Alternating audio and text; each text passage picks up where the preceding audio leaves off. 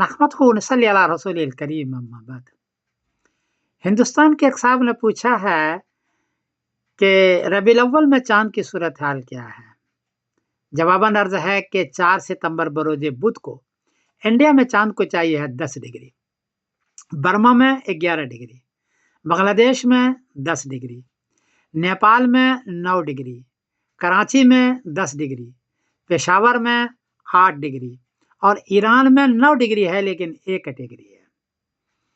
इस खित्ते में 4 सितंबर बरोज बुध को 10 डिग्री और 11 डिग्री चांद है, इसलिए चांद नजर आएगा, लेकिन बारीक होगा, छोटा होगा। कहीं चांद नजर आ जाए तो वो गवाही सच्ची है, आप उसको ले सकते हैं।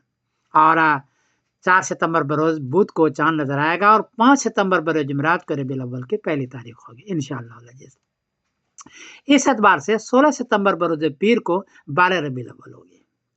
16 सितंबर बरोज पीर को इत्तलान अर्ज कर दूं कि गिरनिच के सॉफ्टवेयर से और सारी नई टेक्नोलॉजी से तहकीक की गई तो पता चला कि हुजूर पाक सल्लल्लाहु अलैहि वसल्लम का विसाल 12 को नहीं है, 13 रबीउल अव्वल को है, क्योंकि हदीस के अंदर है कि पीर के दिन आपकी वफात हुई। हदीस के अंदर है, नसीहती है, और पीर के दिन हर हाल में 13 रबीउल अव्वल को पड़ती है।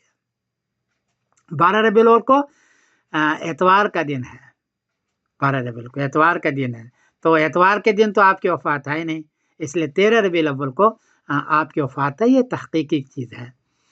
इसके लिए समीरी कैलेंडर आप देखें, मैंने समीरी कैलेंडर तैयार किया, उसमें सारी तफसील दी है। और पैदाइश जो है वो 9 रबीउल बरोज पीर है, मुताबिक 20 अप्रैल 571।